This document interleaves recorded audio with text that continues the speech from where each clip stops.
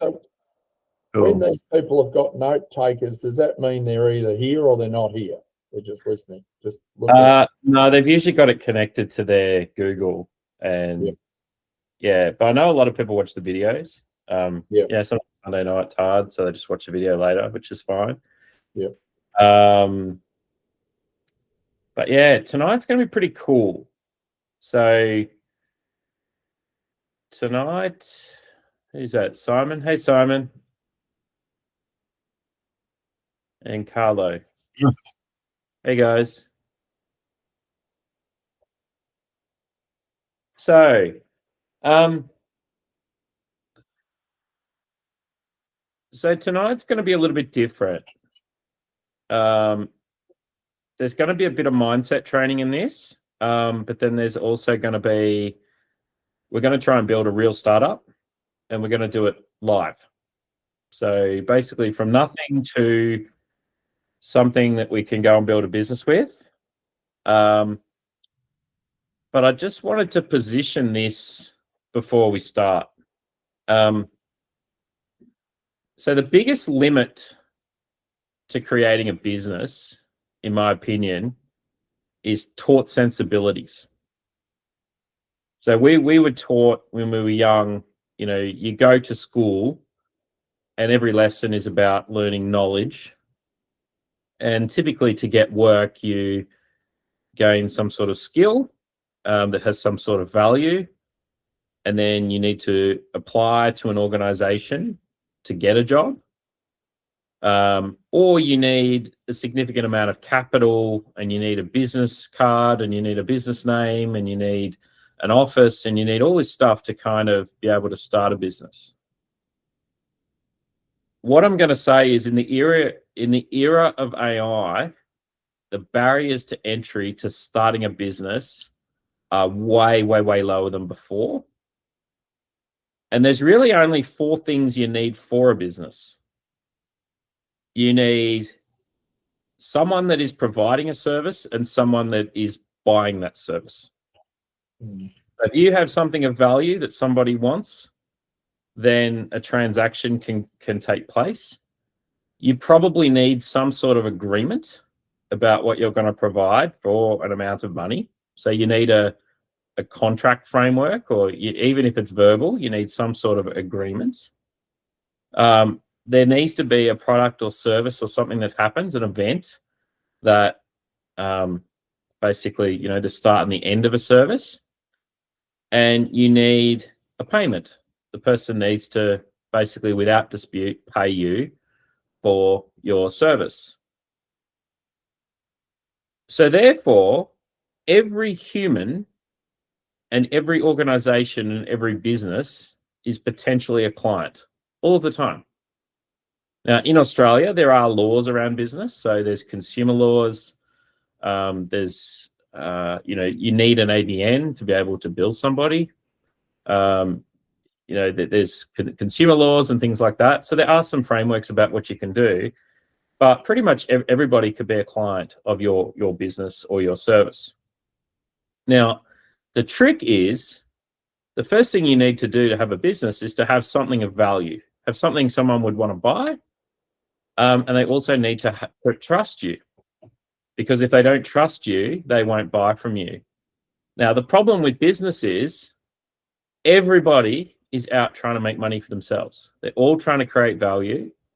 And I think it's actually getting worse and worse. Like, I really don't trust a lot of businesses or offers at the moment, because there's always fine print. There's always something to rip you off, or they don't deliver. And even if they're registered with the government, what you don't want is to get into a situation where you end up in conflict. Because if you go up against a big business and there's conflict, they can get lawyers. And so actually the law is kind of an arse to business as well. And I would actually say with AI, trying to sell to individuals or small businesses, the barrier to entry is far, far lower than dealing with big companies. Because as soon as you deal with a big company, you're going to have to go through tendering, you're going to have to go through legals, there's going to be all these barriers. a lot of people up the chain can say no. Having said that, big businesses are always looking for new opportunities and are a great sales vehicle. So you can create something that is highly valuable with AI, and rather than think of big business as a customer of what you're trying to sell, try to think of them as a partner, because they do have legals and contracts and depth. So I would say if I was going to start off doing AI, using AI in business, I'd be saying, how do I sell to small business? You know, people where the barrier to buy that value is very, very low, and the amount of work it takes to get the trust is low, and there's no one really to say no. Or you can partner up with big business and create a product or service that they will see value in, that they can then go sell to somebody else. Now, the beautiful thing about that model is you can basically set the terms. So you don't have to be the one that warrants everything, that supports everything. You just kind of be the guy that does the proof of concept. You hand something over to that business, and then the business goes off and sells that at their risk.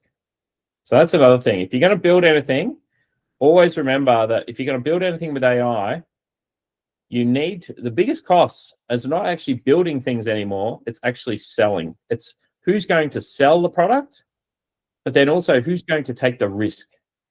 Because if you're doing something that's got that's substantial or it's weighty, and then the business comes along and then they want some sort of support, you're going to be on the hook for that support. And if you're only one person, that's really hard. So I'd say, like, if you're going to do anything in this space, you want to be nimble and really think about how you want to structure yourself.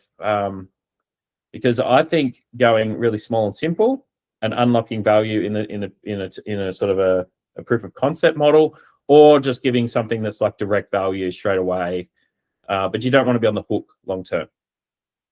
Okay, and the final one is trust and persuasion and sales are super, super important.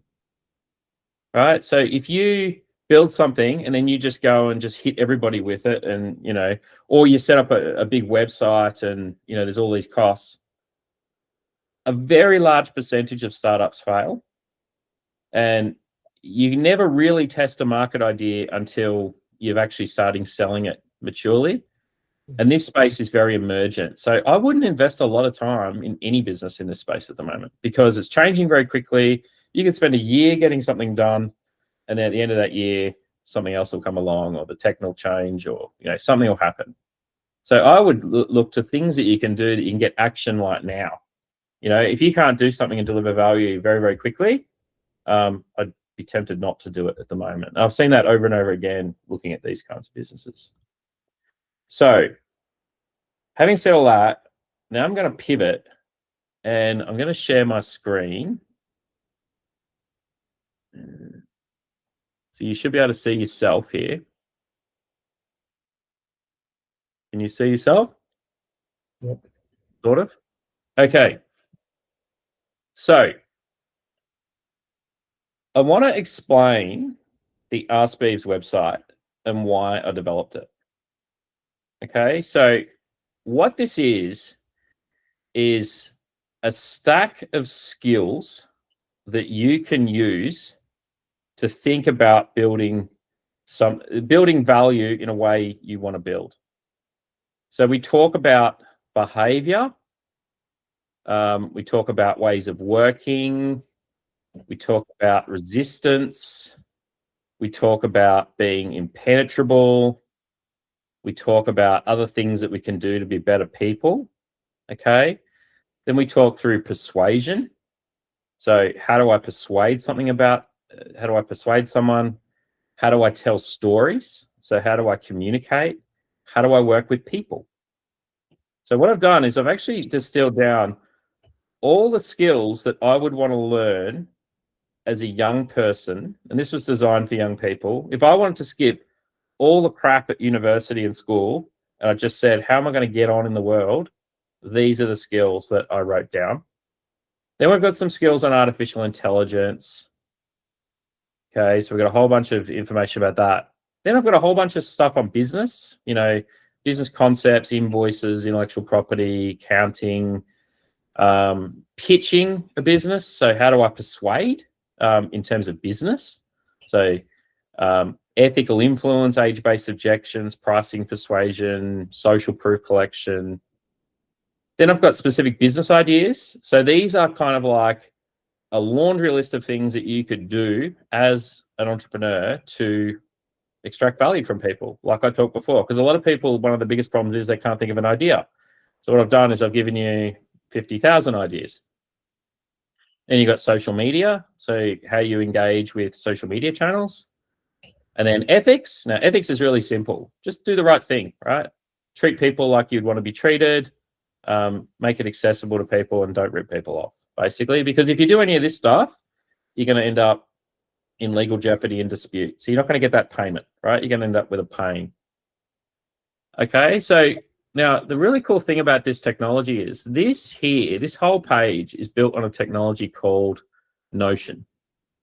So in Notion, I've got that page hosted here, and I can just go and edit this however I want.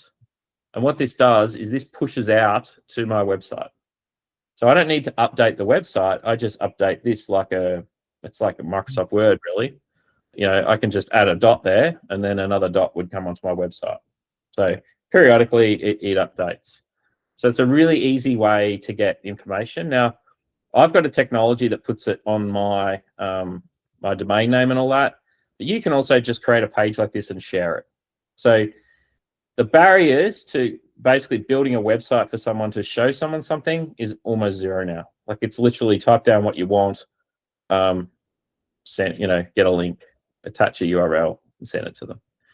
Okay. And that's why I like this technology, because when I run this business, which is really trying to build a community around AI teaching, if I add stuff, it doesn't take me long. I just go in, I change it, and it's updated. That's cool. But there's a really cool thing with this technology in that this content is accessible by a thing called MCP protocol. So basically what we can do is we can expose the text on that page to Claude. And the way I do that is I go in, I think it's connectors, yeah. So this Notion here, that's turned on, okay? So if I turn that on and I ask it to look at my page, Claude will read everything on my page, everything about persuasion, everything about my business ideas, everything about how to build a business, everything. It will basically look through and have that context. Okay, so think about the profoundness of this. If you, I'm trying to look at you guys, but this keeps moving. If you don't have the skills of everything that is in the stack, you can literally now with AI write down all the skills of business.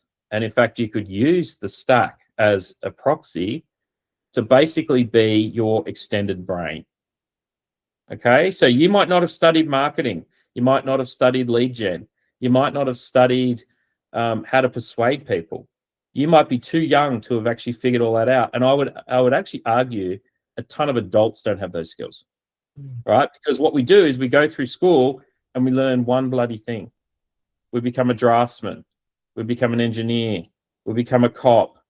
We become a computer scientist, right? So like a computer scientist is not necessarily good at marketing. A marketer is not good at comms. So we all go in our little buckets. Now, the reason organizations are so slow and so hopeless is the reason we have organizations is so we can break down skills into these little tiny blocks, and only organizations that have the complete set of blocks can actually achieve the outcome. But in the era of AI, we now can basically, we can spoof those blocks, because what we can do is we can build agents to do a lot of the things that other professions would do that we're not used to, right? So what I'm going to do is in here, so I've got that turned on. I think I turned it on. Yeah, Notion is on. Okay, so we're connected to Notion. Now I can also connect to Google Drive, Calendar, Gmail. So I could connect Claude to my email. Therefore, I could actually respond to all the emails. I could go, hey, Claude, read all my emails come in like on this date, assess them all, give me a summary of what they are, and then write me a first response of them all. Claude will go up and do that for me. So you can imagine if you're like in customer service or something, that would save you a lot of time. Now, if it has other notes or you've got things about your service, you could say, hey, go and look at this data as well. Yeah, so that's a really cool thing. And if you connect to Notion, you can put all the details about your business in Notion, so it has reference. So when you're answering, it's actually answering in a good way. Okay, so what we're going to do is we're going to say, I want to start a side hustle, and I want you to read the Askbeevs stack on my Notion page. Okay, that's the hook. And write out for me some ideas of how I could use AI in my local area. Don't edit any Notion pages. Just read them and return the answer. Okay. So that's just, sometimes it can actually edit stuff. So I like to do that as just so it doesn't do that. Just in case. Okay. So now it's connecting to the MCP.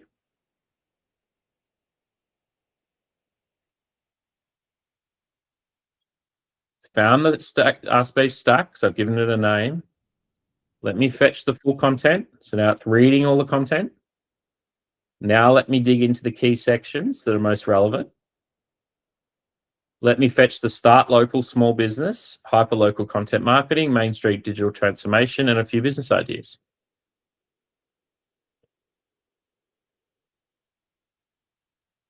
Now, just remember, if you had a particular skill set, if you're a tradie or you're into marketing or there's something you wanted, you could adjust that prompt to give it some nuance, right? But you could apply your idea to the stack context.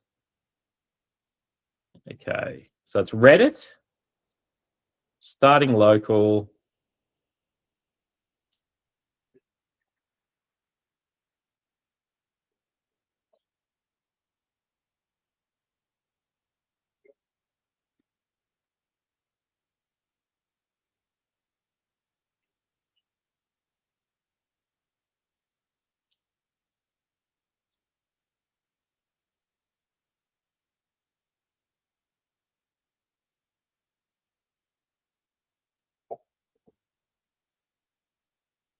okay.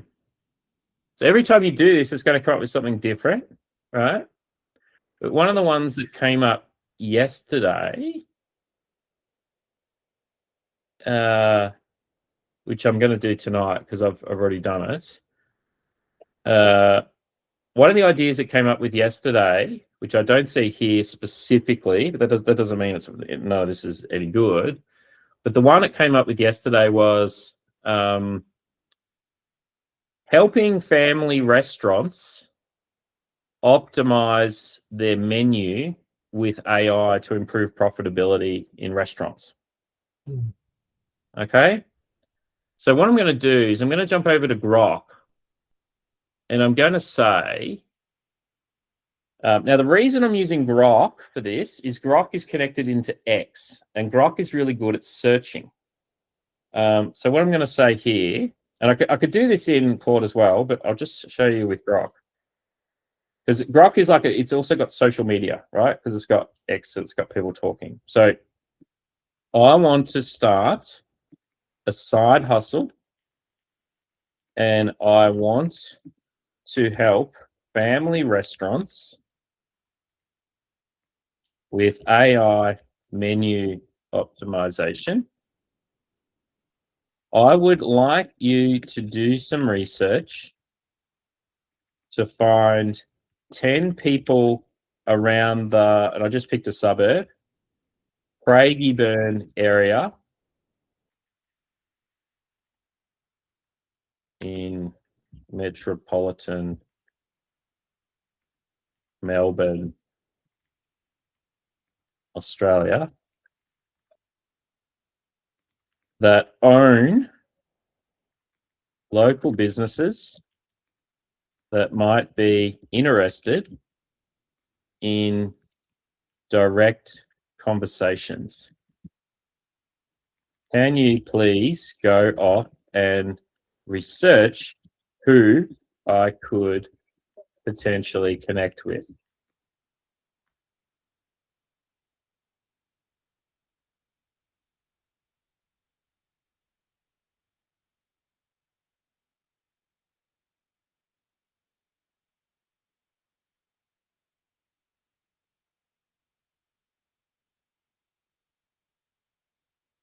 So it's looking at Yellow Pages, it's looking at TripAdvisor, it's looking at X, it's probably looking at Facebook pages.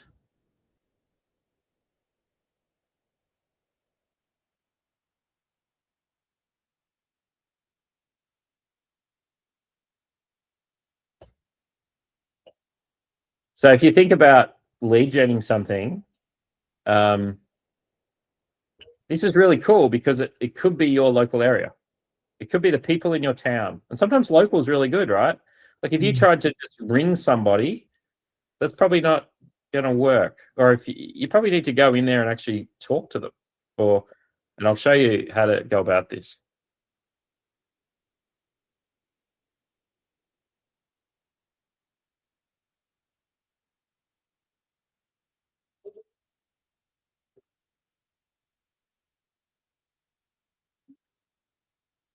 You could do this for any business type. So if you wanted to help people with horticulture, you want to help people with lawn mowing, you want to help people with a plumbing business, if you want to help people with any business type, you can basically do this kind of analysis and find potential customers for whatever product you're going to offer.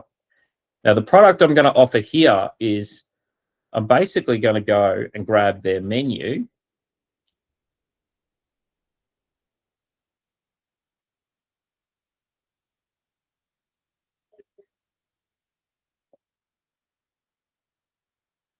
There we go.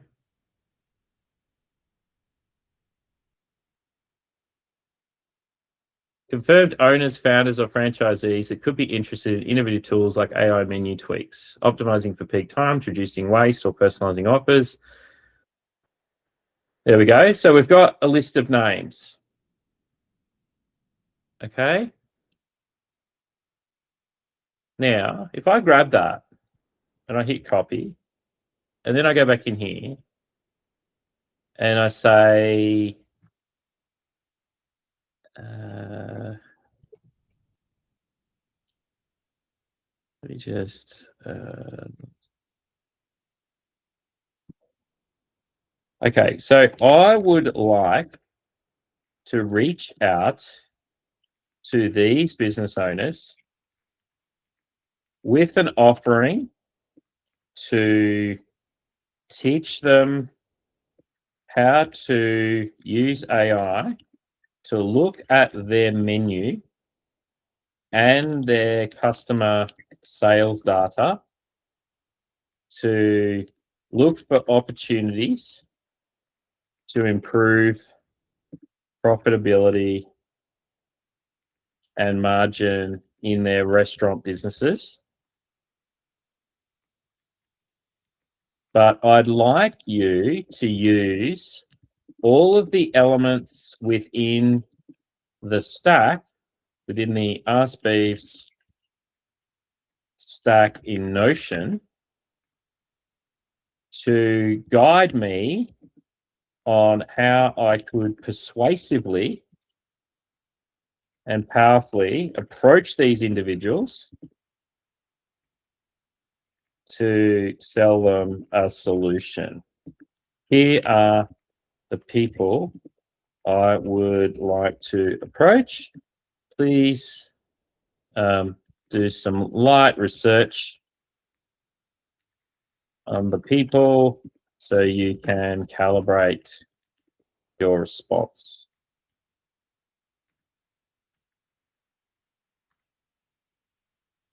So I copied that and pasted that in there. That's a great project, Tim. Let me dig deeper into the Askbeevs stack and pull out persuasion, pitching, and outreach frameworks and do some research on these business owners so I can calibrate the advice properly. So now all those skills that we don't all have because we never got taught them, we're using AI to tap into to kind of figure out how we should approach these individuals in context of who they are.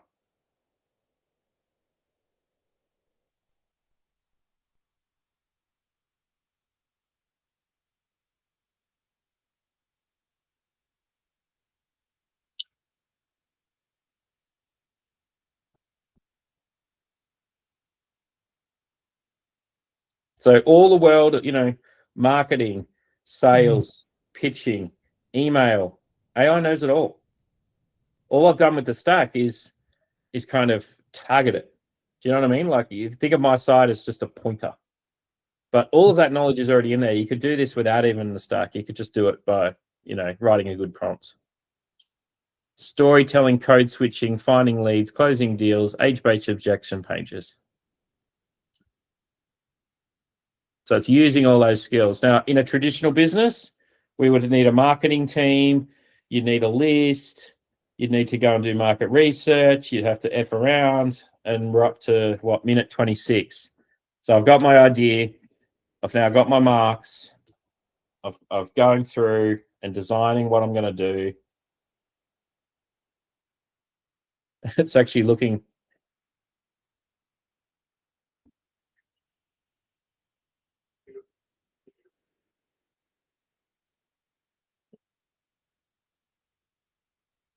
It's pulled so much data, it's actually compacting the conversation. So we've gone through 2 million tokens just with the analysis thus far. What's a token worth again, Tim? Is a token, what's a token worth? A token is 3/4 of a word. Right, so it's probably about 1.75 million words it's read. Yeah.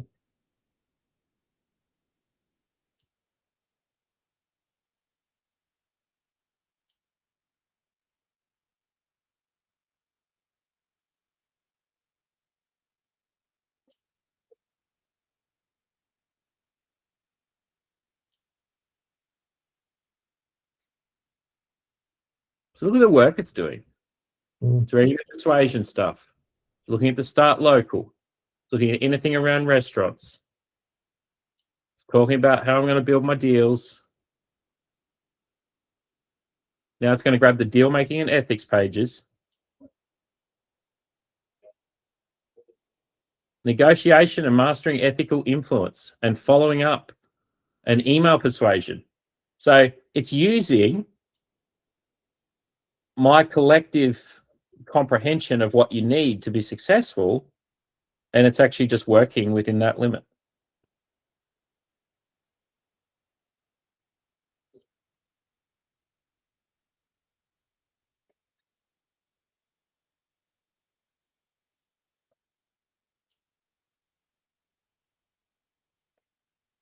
I think my internet's flaky. I'm getting Starlink tomorrow.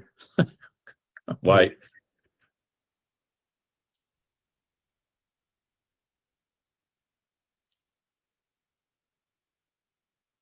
Oh, it's compacting it again.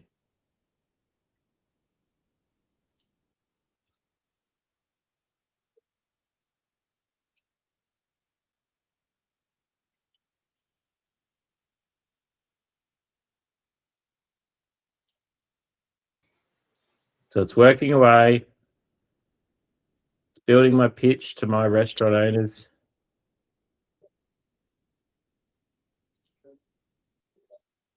It's also looking at a lot of content because that page, I think, has 250 articles on it. So it's basically gone and read all that.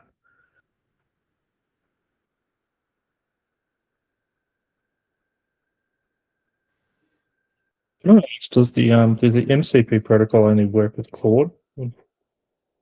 No, the others will work with it. I'm pretty sure ChatGPT has it as well with Notion, but it just depends. It's kind of like a marketplace. It's sort of an emergent thing. Now, you don't necessarily have to do it this way. I just thought I'd add this in because I thought like it's kind of cool for you to know that this tool is here. But you could also put all the documents or whatever you wanted in folders, and you could connect to it with Claude Code, or you could use co-work like we did last week. That would be the same as well. ChatGPT would have its version as well. But I just find I'm using this because I've got the max version, but I just find this, it's more thorough. It's more like coding. Like it's actually, you notice how it's sort of breaking the problem down.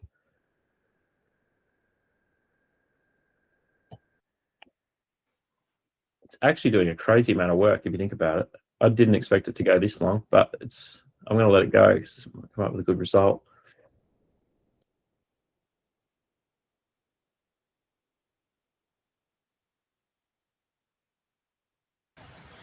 So Tim, while that's crunching along, I did something similar during the week for a completely different business that I have no idea about, but I was just chatting to a mate. And we just hypothesized, I wonder if this would actually even be possible. Stuck it in the chat GPT. Oh, actually, I used, so you made me have a chat in my mind. No, I used Claude actually to do it. And so it was able to research the market, see how many companies actually already did this particular thing or offered a service similar to this in the market, and then was able to design a pilot plan as a proof of concept. So it then gave us the equipment that we would need to purchase, and then we're able to drill down to each one of the processes and go, right, this is a $15,000 piece of equipment to buy. Is there a way that we can make it ourselves? It actually went all the way down to like chemicals that we would need, where we could source the chemicals, how many chemicals we would need each batch, and then it started to do the full chemistry analysis, and then went, oh, by the way, you're now dealing with class 3 chemicals. They're really hard to get. Let's investigate another way to do it. So then we could do a completely different process with slightly less results, but you could do it with easily available chemicals for a proof of concept. And basically, I reckon after 4 hours of sitting there with my mate and I, we had a full business plan, a complete costing of how much it was going to be, who our target market was, who we could even sell the waste to as a different product, and basically did weeks and weeks of business setup in 4 hours. Yeah, it's insane, isn't it? And like a max plan's like $100. I've only got Pro, and I didn't max it out. Yeah, if you're not paying for it, you're missing something. What have you got, Randal? Claude, did you say? So I use Claude a lot, and then I use Gemini for image generation. Yep. And then I use Grok for conversing and being a sounding board. Yeah. And you pay for all those. Yeah, look, I'm probably down $100 a month on different, all up. Yeah. I think we broke it. Can you write my output, please? I think we actually put so much information into it, we broke it.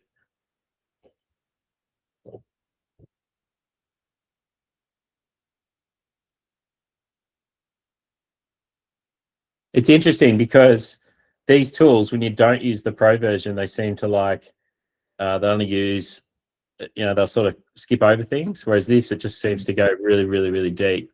And if you've got that many dimensions, so let's just ask it to write the output from all of that. I think it did have an error. I think I've got an internet problem.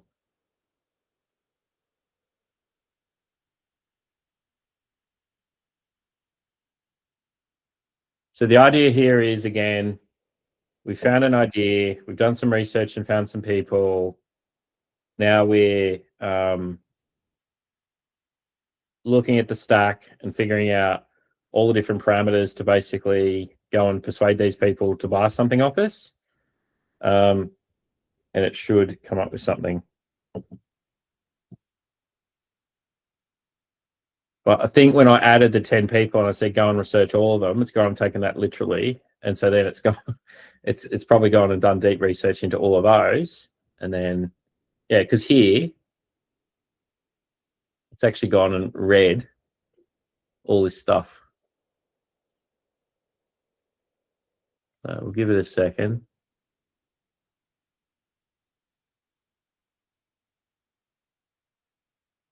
If it doesn't work, I'll start a new prompt and I will do something simpler.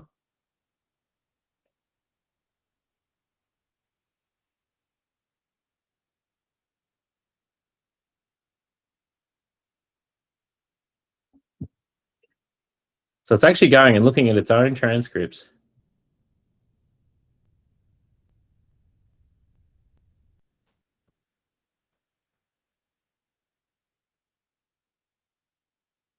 Yeah, there was an interruption.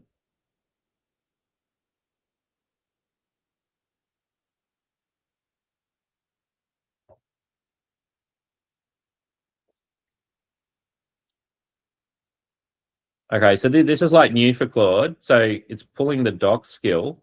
So what it's actually going to do is going to write me a Word document. Now it's actually writing the doc. Now this is a really cool feature because so this is like code to write a Word document, and it'll write it in a format that'll just, you know, in Word you always have to say you got to do all the formatting and you got to make the bolds and you got to have the indents and all that jazz. Claude now has the skills just to skip all that. So I would almost, if you have text, you want to write a Word document, I wouldn't use Word anymore.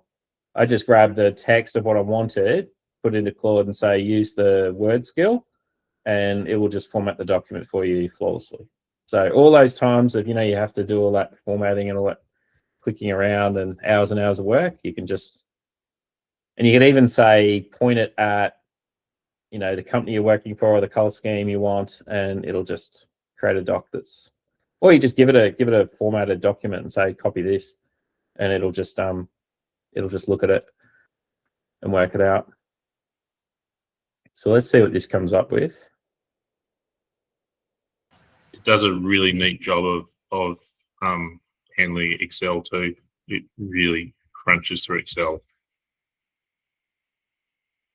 So this is why like knowledge workers are screwed, because if you sit there all day, you know, formatting Word documents or Excel, this text coming for you fast. So you've got to be more creative now. You've got to be able to, it's almost like direct this tool to value. If you can't do that, you're kind of stuffed. Is that kind of a party trick that only Claude can do at the moment, or is that something you I don't think know other? Claude's leading in it, yeah. Yeah. And Claude is also, in the number of tokens corporates are using, I think they're getting about 80% at the moment. So they really are pulling ahead. I think the problem with ChatGPT is they're so close to Microsoft. Microsoft's trying to sell Copilot. The Copilot is so close to the system this is actually replacing. So I can sort of see trouble in paradise. So we're writing this doc. So all that happened there was, I think there was an interruption, like the internet failed or something, and it just stopped. So I asked it to continue, and it went back. It read all the documentation. Now it's just completing the job. So it's almost like a command line. So everything that's being done is recorded and can go back and see where something went wrong. There's some sort of error.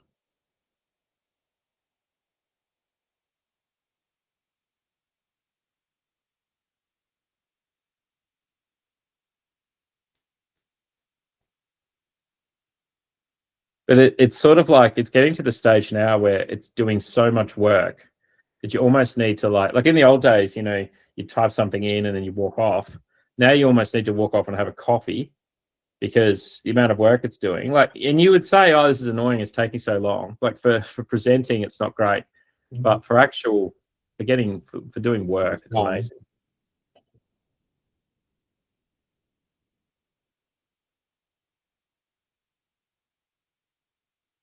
Okay. So it's just written me 12-page document. Oh. Who to target and why. It's giving me a background on all the businesses. Okay, so the outreach framework. Okay, so there's 4 ways that you could go about talking to these businesses. So reciprocity, first contact. So give value first, don't pitch, don't sell, just give.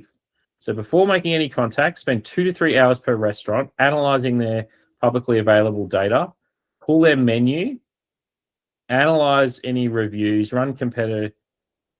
Okay, so that's interesting. That isn't the problem I want to solve, but that's the principle is correct. That's the way I'm going to approach it. Show, don't tell. Concrete examples beat promises. So if they engage with phase 1, get them to do phase 2. Like and consistent. People say yes to people they like. So you got to build a relationship. So, you know, go and talk to them, talk about them, find their shared identity. Would you be willing to do something with me? Scarcity and closing, only real constraints. Fake scarcity destroys trust permanently. So only talk to 3/4, blah, blah, blah. Tailored messaging.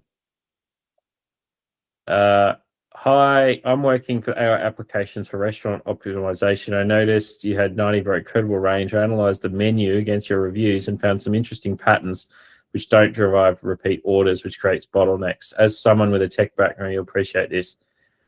Now, you're getting the idea here. This is actually giving you some ideas about how you approach those individuals with the psychological frameworks, the critical rules, the checklist. This is actually what you got to do to kind of go and approach these businesses. Okay, so let's pick one of these businesses. Let's go to the one that's the top, Dosa Hut Craigieburn. So let's go Dosa Hut Craigieburn. Okay. So here we go. Menu, Victoria, Craigieburn.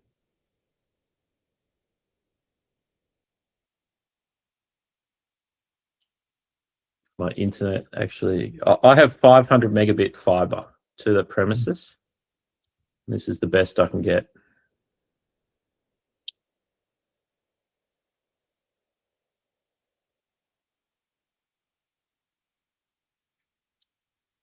So Starlink should be a good assistance. The problem is not the speed. The problem is the pipe that goes to the ISP is oversubscribed. So you'll notice it sort of stops and then starts. That means it's congested. Starlink doesn't have that problem. Okay, so we've got this menu. All right, so what I'm going to do is I'm going to download the menu and I'm going to put it in the entrepreneur folder. And then what I'm going to do is I'm going to open up my Claude again. And I'm going to work in folder entrepreneur, allow. So I'm back in co-work. I could just use Claude for this probably. But if I look at my folder, I would like you to read the Craigieburn Jan 2025.pdf document. And I would like you to build a dashboard that estimates the costs of food to make every item on the menu. I'd like you to, what would I say? I'd like you to guess the ingredients and volume and cost in Melbourne, Australia, so I can calculate the total input cost and compare it to the sales price to understand profitability of each item.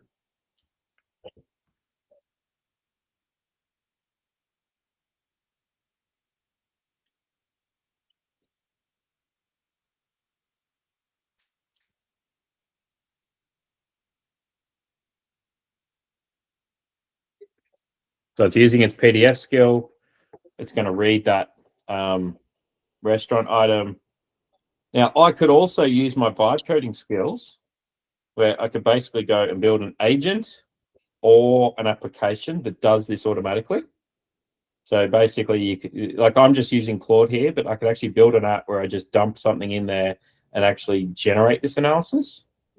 So if you think about persuasion, it's all about trust, right? So if you are able to walk into a restaurant and have a meal and you grab their menu and you take a photograph of the menu, you chuck the photograph into some sort of agent, and then the agent spits out a report of likely profitability of their menu, you might be able to use reciprocity or something and say, you know, oh, hey, is the manager there? Like, is whatever that guy's name is. Yeah, he's here. Now, I'm only giving examples here, right? But what you want to do is you want to be able to talk to someone about something you're doing. And the other thing too is, like, if you're telling everybody that you're doing this for all restaurants, or you walk in and say, I'm offering a service, here's my business card, that might not work, right? Because they might not trust that. But if you went in and said, hey, I tried this thing, does this look accurate? You know, then they'll get talking to you about it. Mm-hmm. What do I want? Interactive React dashboard, Excel spreadsheet. Oh, bugger it. Let's do both. Detailed. Okay. Yeah, so you might think about your approach, and your approach might be, you don't want to be a big company with a big website with all these costs and overheads and stuff. And the other thing is too, like, if you mastered this, there might be an entrepreneurial opportunity to turn this into a business. And that person you talk to might be interested in being part of that business. Mm. So you don't necessarily have to go, hey, I'll do this analysis for you for $1,000. Go in and do the analysis and give them the analysis. And then the upsell might be, you know, I've done this analysis, here's your report.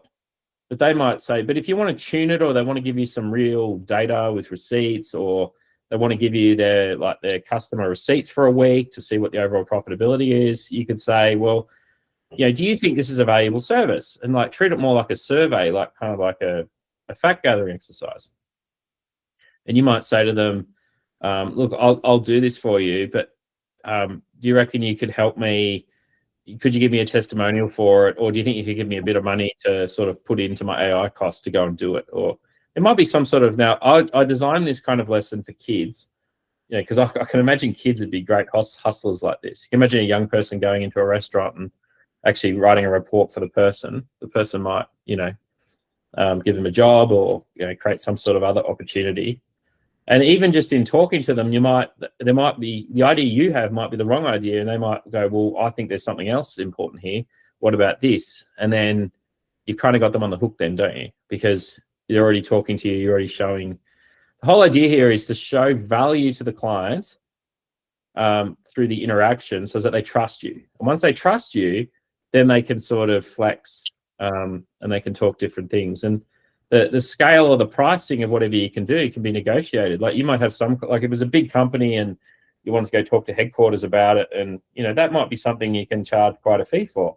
But if it's just a small guy in an Indian restaurant, you know, you might say, well, I'll do it for $500, or, you know, something cheap. But if you went out to dinner once a month and you had this in your pocket and you just did it every time you did it, you could have 10 of these. You could do this for lawnmowers, or you can build one of these for basically every small business person you meet. Mm. Okay, so now we're writing software to go through.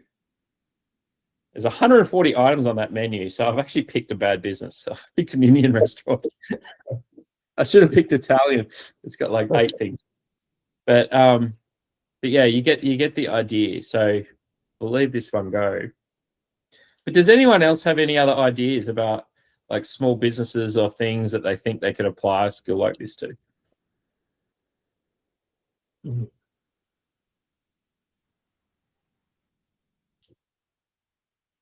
I just find it a bit overwhelming that it can do all this.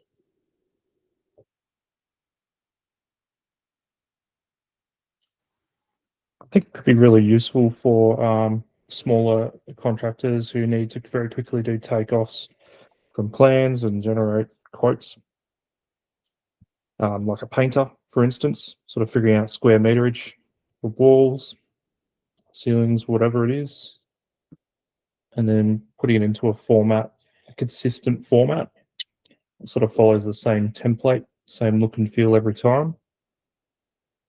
And perhaps, you know, leave a bit of room there for AI to sort of, I guess, target or make that quote more attractive to a particular type of client.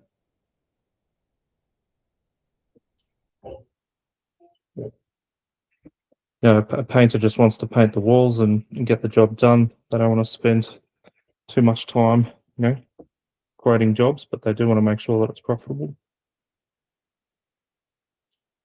I've already built that one. There's another one. So there's painting. There was one where you take a photograph of a front yard of a house and you do a full horticultural assessment of all the plants and everything in the front yard. And if you tell it where it is, it'll guess pretty well what trees are there. And then what are all the horticultural treatments for that tree? Like, do I prune it? Do I not? Do I add blood and bone, or, you know, whatever I give to it to make it healthy? So that could be another one. I was thinking like Bruce in agriculture, you know, I don't know if you could take high-res photos with drones of like crops. Yeah. And you could potentially suggest where the crop's at and what they could do to improve the crop. That could be a useful one. Yeah, What else? There's another one who wanted an app to figure out cut and fill in like excavation projects. You know, like how many, like if I have an excavator working at so many tons per hour, how many trucks do I need to move all the stuff at the most efficient rate? That was another one I built. I built one for Randal. Well, that was a bit different, Randal, but we looked at the faces of a conveyor chute.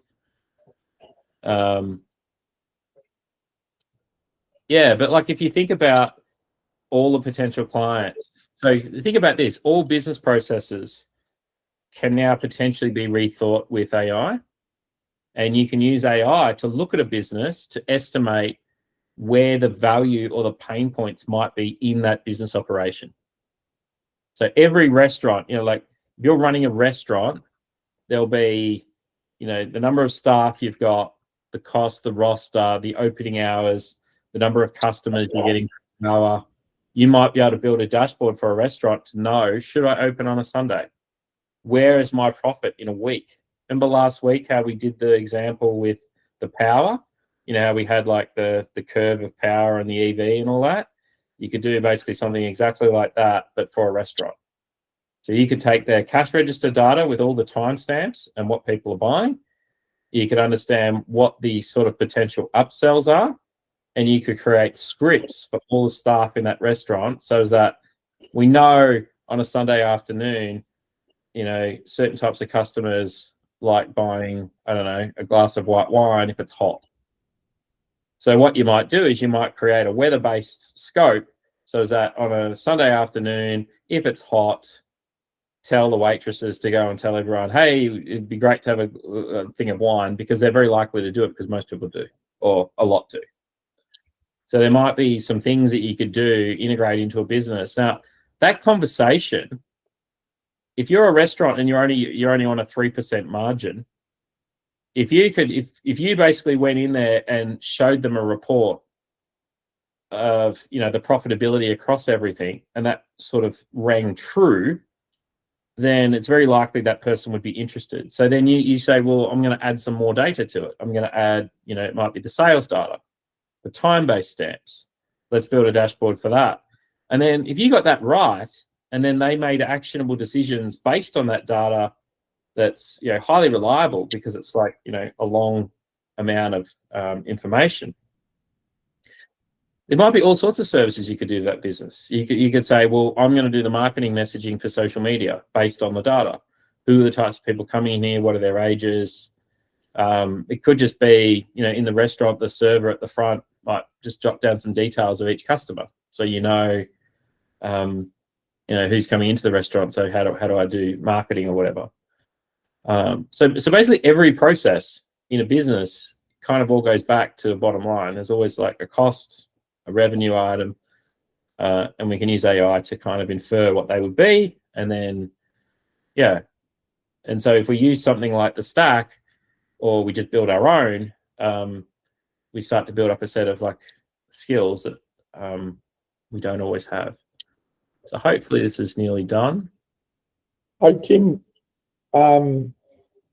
this is a bit sort of, well, it's on topic, but it's a bit off topic. So I went and bought some cattle this week. Yeah. And, you know, the agent said, oh, this market's down a bit. It's good to buy. Mate of mine said, oh, that was a deer market. So if I put that into AI, I could say, could you please give me the last month's sales of the average price of a certain kilogram heifer? I'd be able to dig that out, wouldn't I? Yep. As long as it can get the information. Yep. And that's pretty interesting. Well, it's interesting for me. So, I mean, the other thing too is, I don't know how you buy cattle, but I'd imagine there's maybe a breed, Yeah, probably a weight and age, maybe. a breed, a weight. Yeah, predominantly. So Yeah, mostly buy them at markets, but the agent buys them. Is the data from the sales made public? Well, that's what I've got to find out. I don't know that answer. There's options online, but, you know, it'd be interesting to see if the data from the sale yards is made public.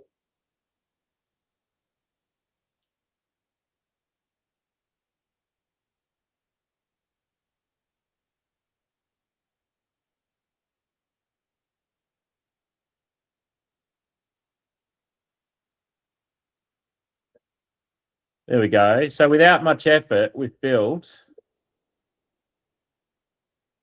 an understanding of the profit margin of every item on a 170 item menu. You would obviously work on this, but you can go and look at the real data. You know, and if you were to bring in the sales data and then you find out what people are buying, you might find there's certain items that have no profit that a lot of people are buying. And so take those off the menu. It depends if some people might like them, but there might be other things that, you know, and you might want to simplify the menu and not have as many things, or there's all sorts of scenarios you can play around with. But I would imagine if you were running a restaurant, someone brought this into you and showed you this, you might be interested. Like it's a way to start a conversation and some trust without doing anything. But just on that thread, why don't we jump onto, I might just jump on Claude and I'll say, I am talking to a farmer and he would like to know if the cows he is buying are good value. He lives in Melbourne, Australia, and when he goes to the cattle market, he would like to No, the average price over the last 3 months.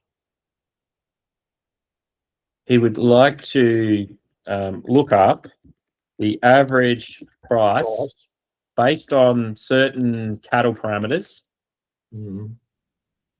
that I want you to tell me. Yeah, but you've got to bring it down. You'd want to say between 250 to 300 kilo Angus heifers. Cattle he wants to buy 250 to 300 kilogram Angus heifers. Angus heifers. Is it possible to get data on this and do this? Please advise how I would do this.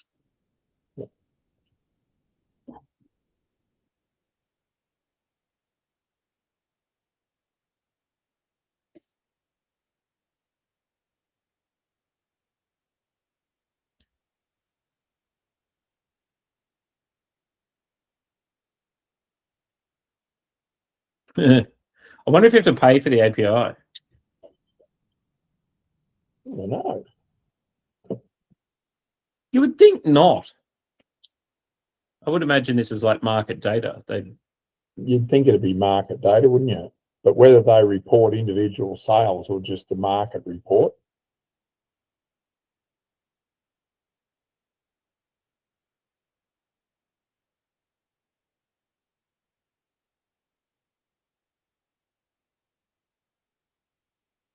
Sex, category, age, muscle score, fat score, buyer type, sale yard.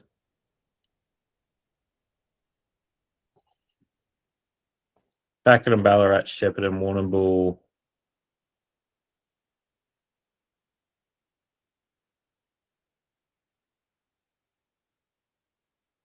Free statistics API.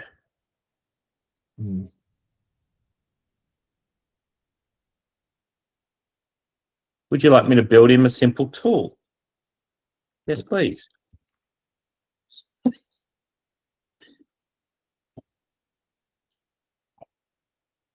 So now it's reading the documentation.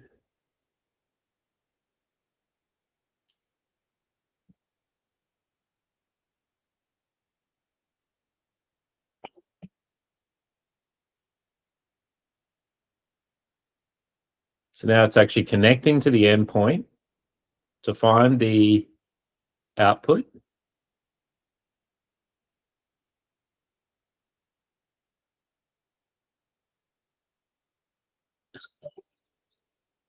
Now it's writing in the software. Yeah.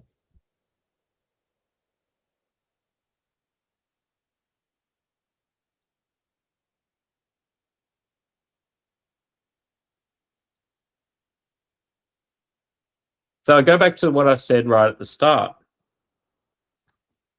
I think I said the biggest limit is our taught sensibilities. Wouldn't believe we could do this, would we? No.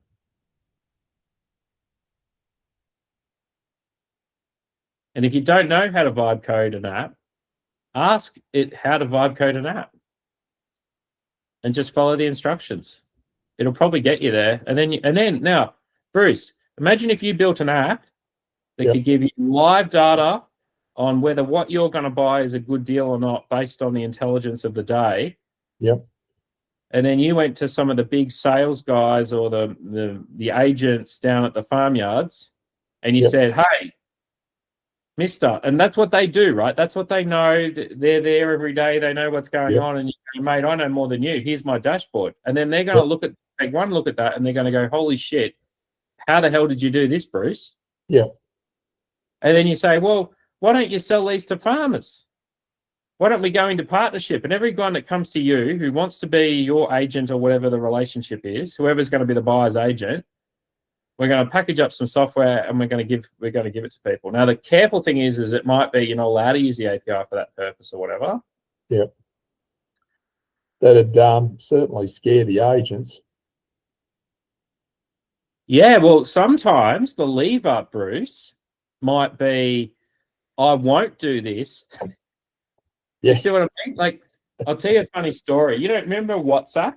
Is everyone knows what WhatsApp is? WhatsApp hired, I think it was 50 engineers, and the sole goal was to make the world's best messaging app. They wanted it free. They wanted no advertising. They wanted it absolutely flawless. The whole goal was to get 1 billion users, which they did quite quickly. Then the guys who owned it walked into Mark Zuckerberg's office and said, hey, we're going to sell you WhatsApp. And he said, oh, how much? And they said $1 billion. He probably no, $22 billion is what they wanted. Oh. Okay, so $22 billion. Now, that app made no revenue. In fact, it was costing them money to run it. But all they needed to do was say to Mark Zuckerberg, hey, you've got a social media with 1 billion users. We've got a messaging app with 1 billion users. What do you think is going to happen if we build a social media head on top of our 1 billion users? We're a competitor to Facebook. At the time, the business might have been worth 300 billion. We want 20. Good deal, right? Because if they could take 1/3 of the customers off Facebook, that would kill their advertising model. Yeah. Sometimes building something like this might scare people in an industry, but that can be your leverage. Yeah. So let's see if this actually, I don't know if it'll work in this test environment. Yearling heifers. No, well, yep, doesn't matter. Yep. Well, Pakenham's closed. You better go to Warrnambool. But we'll see. I'd highly doubt this will work. If it works in a test, I'd be shocked.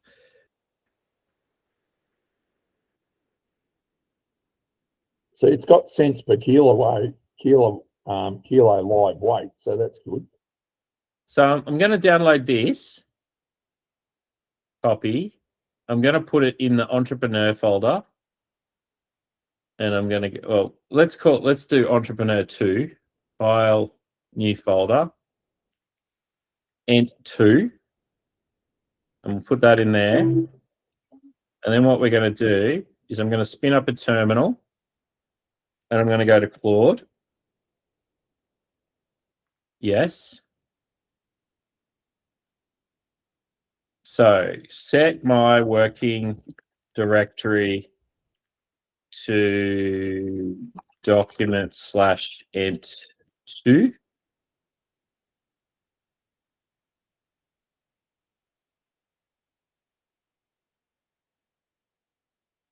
Now, I'd like you to read the cattle price checker.jsx, and I'd like you to help me build the app so I can run it on my Mac.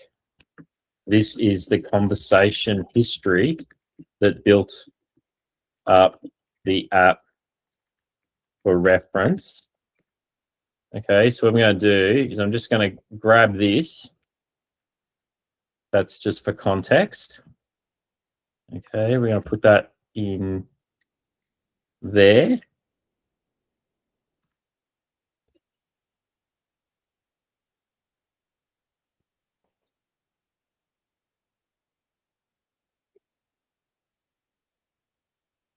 So again, this is the same technology, but it's through the command line, and the command line is attached to the folder, and it's got the source code, so it's going to read it.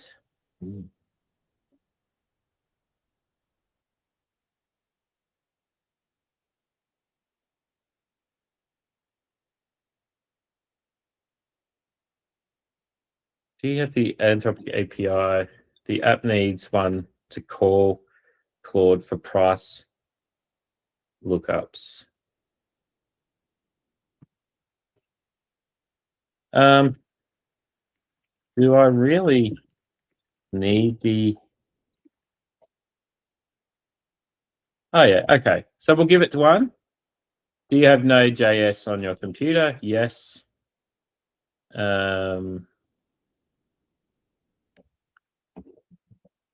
Yeah.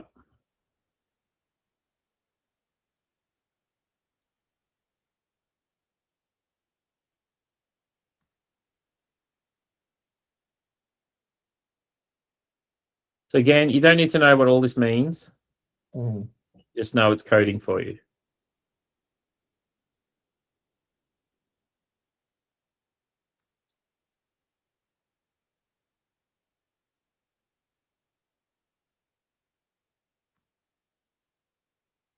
I think I've hijacked your meeting, Tim. No, this is exactly what I want. I'd sort of, that other one was kind of the end of that. I was just going to come up with something else, but this is I cool. actually thought the restaurant was pretty good when it showed those margins, didn't it? Yeah, but I think this one's actually more interesting because, like, if you think about this is a market dynamic. Mm. There's a lot of money that goes in and out. The data is available, but no one has the technology. Mm. So if we actually built this and then you go, like if we built this and then you go show people, you don't even have to go in like with a fully finished product. You just sort of go along and say, hey, what about this? I think it's more for the actual end user. Like, to me, being an end user, you know, the problem is once you buy them, you're stuck with them for 12 months, right? No one really knows what the market's going to do. Yeah. But if you pay too much cents per kilo live weight, well, then you're disadvantaged at the other end, right? Yep. So, but then again, quality, is hard to write like this sort of thing. But yeah, there's certainly ways around it. Well, at least on any given day, you know what's coming up, and you probably know what it should be. And so sometimes, the audience might be stupid, and they might just, because that's the other thing, you're competing against the stupidest person potentially, the guy that's just got he's there to buy no matter what. It's just whatever it gets you to. Yep. But if you knew within a range about what your probable return is going to be after 12 months, you could know when to pull the trigger and when not to. Yes. And if you only improve that average by 5%, Huge difference. might be a lot of money involved in that. Well, it is. Well, I don't say it's necessarily a lot of money. What I'm saying is that 5% would be, bloody hell, you'd bend down to pick that up, wouldn't you? Yeah.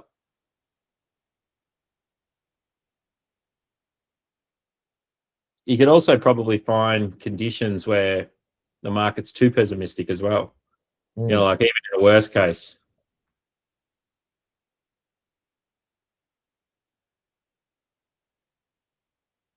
So this should be pretty easy because this is just building all the files around this problem.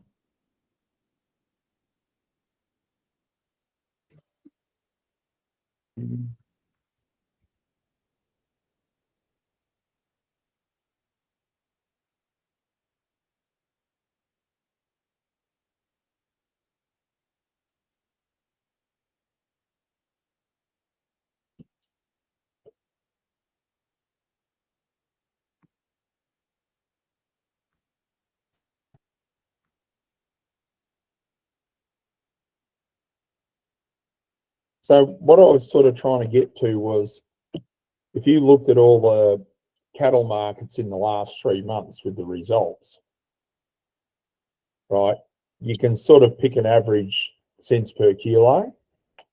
So if you go to a cattle auction and that market's running pretty hard, you can be paying another 10 or 20, 30, 40, 50 cents a kilo.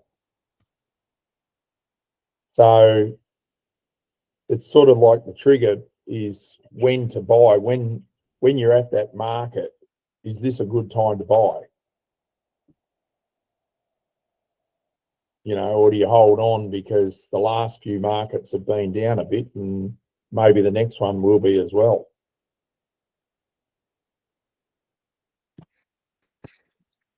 Well, let's try it. So what I'm going to do now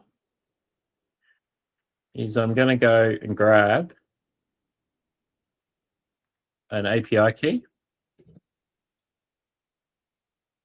So we're going into Claude. I'm going to log in. as myself. Continue.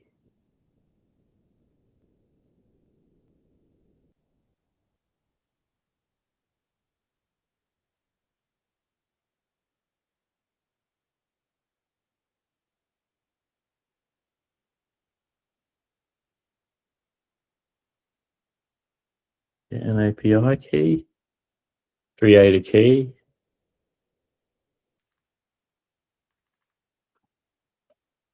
Now, I'm going to delete this after this, but you should never show people these keys, because if someone else gets the key, you can go and rip them off, right? I was going to say, can you just hold it there while I screenshot this, Tim? I need to.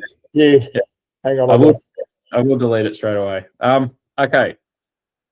So all I have to do now is follow the instructions. So we go new window. We type in where that is. So we'll just grab that and put that in there. Okay. Then we go Anthropic. I think this is right. API E equals. And then what we'll do is we'll copy that. Paste that there. Boom. I think that worked. Now start the app. So we're already there. I think we're already in that, so that's cool. npm start. Now grab that URL and run that here. Cool. Live market data. So, Yearling heifers. yep, yearling heifers. Yep. Angus. Yep. Don't go to Pakenham. Go to Shepparton. Shepherded. Yep. Okay. So we haven't given it an API key. So I'm guessing I get an error. Do I need an API key on the cattle yards?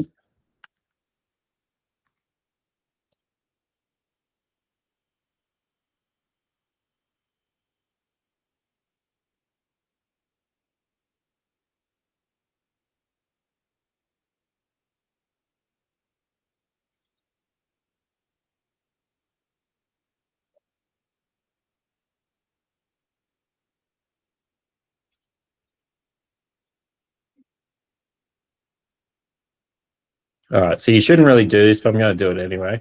I'll paste the key in there.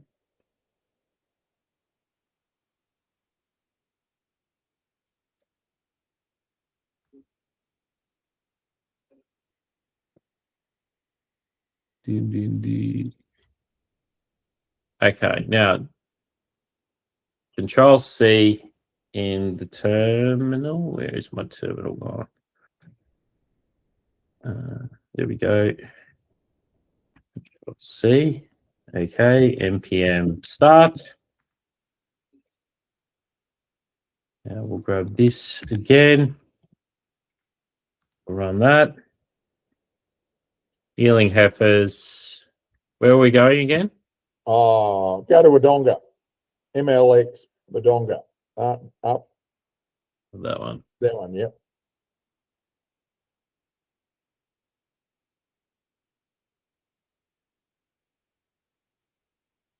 I was really wanting it to compare all those markets, but it doesn't matter. Well, I'm sure we could edit it to do that, but we'll see if it gets any data at all. Just see what it does today, yeah. Okay, average price $4.30, range $4 to $4.60, 1,000. Okay, I paid $4.35 on average. So, yeah. Where did you buy from? Wangaratta.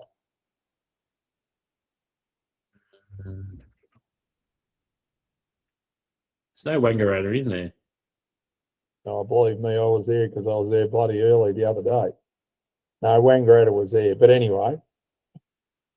It was in that list, was it? Did I miss it? No, I didn't see it.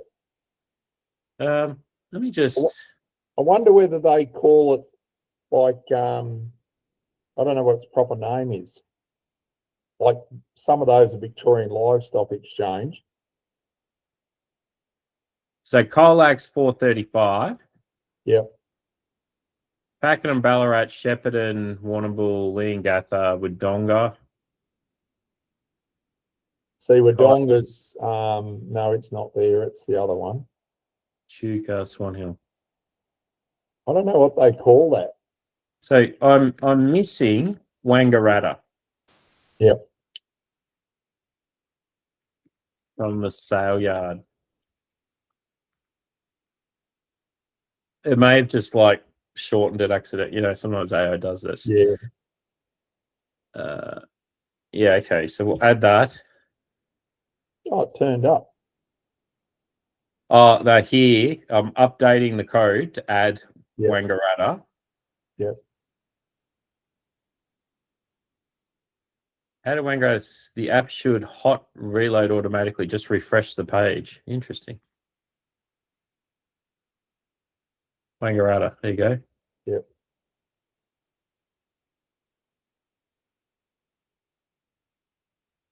So, Bruce, your homework this week is to write me a spec of precisely what information you want. Yeah, I don't know. My camera's gone off for some reason. I don't know why. There you go. You were 5 cents over, Bruce. $4.30 is the average price for that market. Ugh. Yeah, well. But it is a range of 410 to 450. So 435 probably. Let's hope it's a rising market and it's not a problem. Yeah.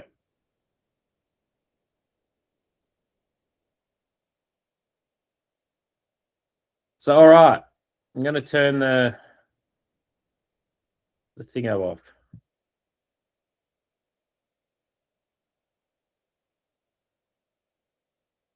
All right. So what did we learn?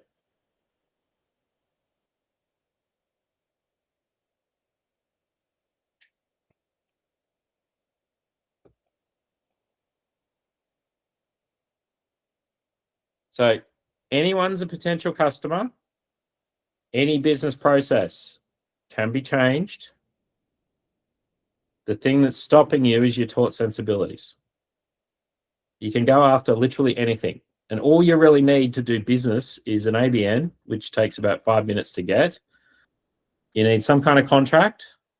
And if there's no value to you, you don't even really need a contract. You can just say, I'll do this for this, and they'll say yes or no. So I wouldn't invest the world in this. But also I would say if you are persuasive, the way you approach somebody and the way you build trust with people is super important.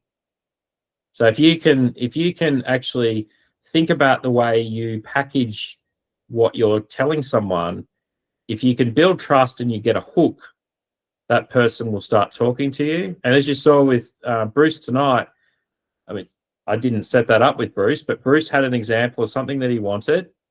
Now we've built it. Now Bruce is going to go away and he's going to do something valuable for me. He's actually going to come back with some requirements. And what we're going to do is we're going to build it.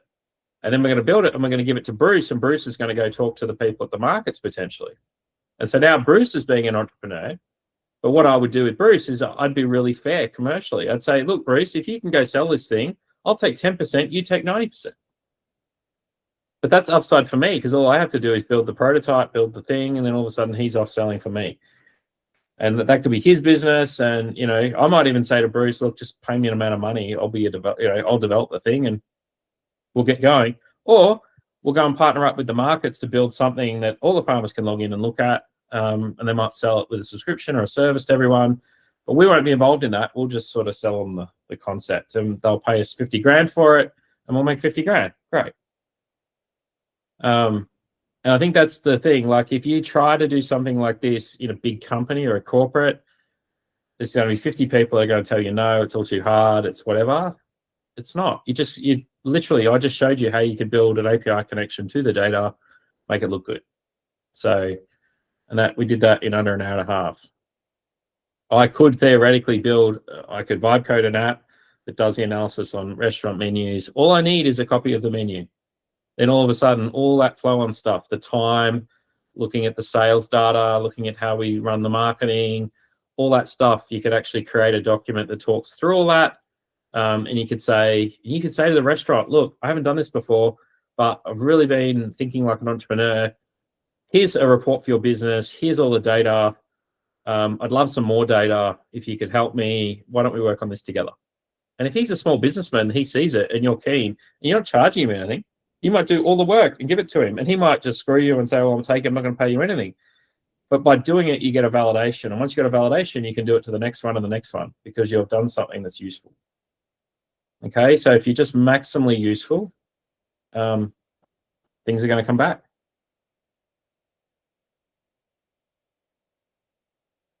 And I think that's where the economy is going to go, because I can tell you right now, they're not spending trillions on data centers to sell big companies API license keys. I think the big AI companies, all these tools are collecting data. That's what they want. They want the data because they want to make the models smarter. Once they got the models smart, they're going to build all new businesses. Sam Altman was in Senate and he said, I don't own anything of ChatGPT. I own nothing. And I think that's true. But then they found out that he actually owns the company that builds little companies on the side. So that's the business that's going to build new businesses. And that's what he does. That's what he did for Y Combinator, which is the biggest kind of startup accelerator in the world. So he's probably going to build thousands of companies and get a stake in all of them and probably make an absolute, because he'll make more money than God.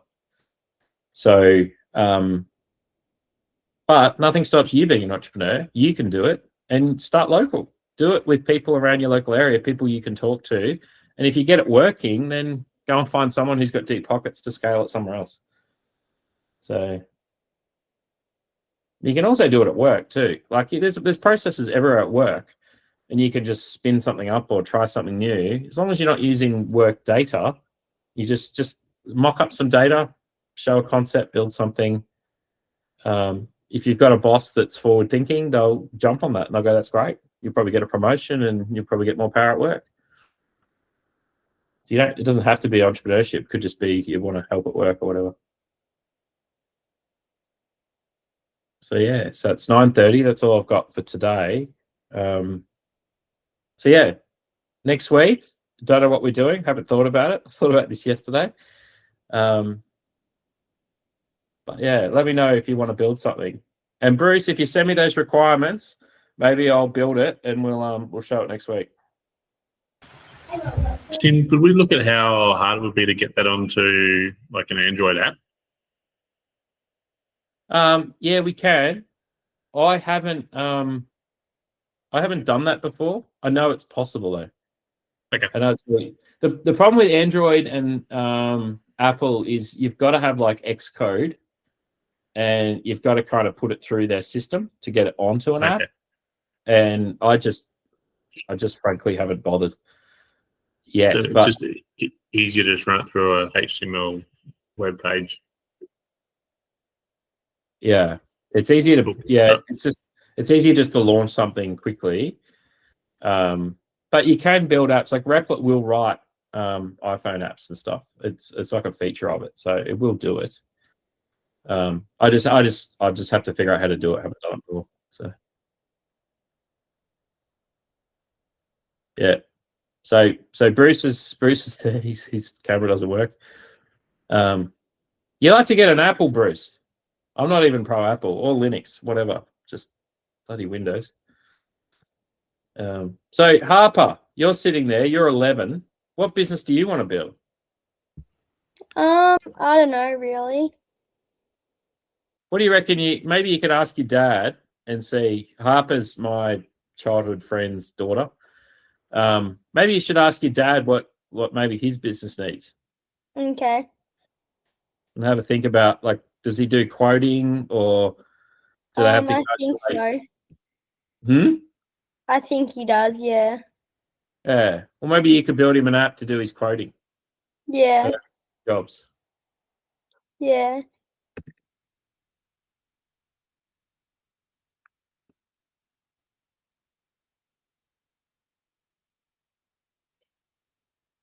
Yeah. So, all right.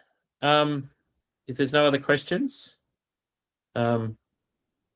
it's quite shocking that the MCP thing, though, isn't it? Like how you can just connect it to skills and it just does work for you, like in a context. I think that's. I was actually thinking of making, and I'm not pitching this as something to charge you guys, but Notion, you can actually create a template so that someone else can convert that template to their page. So I was actually thinking of like listing that on Gumtree almost for free or for free. And so you can actually download the template and then you just have that page, and therefore you can connect to it with your MCP, just to make that easier. So I might spend some time this week and figure out how to do that. The other thing is those Notion templates, there's some people that make the templates and then they sell them on marketplaces, and there's about 7 of them. And if you've got something hot and topical, I could probably take the Askbeevs stack and put it on Notion and sell it for like $20. And if it's AI and it's topical and there's a lot of good content in there, and then you actually showed people how to use it, $20, if it's a big marketplace and there's a lot of eyeballs, there's millions of users on that. So you can probably turn that piece of work into something that makes revenue. And there's some people that sell AI templates on there that have made millions of dollars. So, yeah, so you think about how I make money doing this. I don't really make money yet. What I want to do is I want to build a network of people and just help as many people as I can so that they can then build their own thing. And if they get value, they tell their friends and their friends come, and then the audience gets bigger. And then those sorts of opportunities start because then the word of mouth gets around and you can sell templates and stuff like that. So, but the cool thing about that is you're not really charging anyone then. It's like if you want the template, there's a small amount of money for that, but it doesn't feel like you're charging like to go to school or, something like that. So yeah. So let me know. So we're going to build an app for Bruce. That's going to be our first startup. So if you have a startup idea, let me know and we'll build it. We'll build it live and then you can go and sell it. That's the whole point.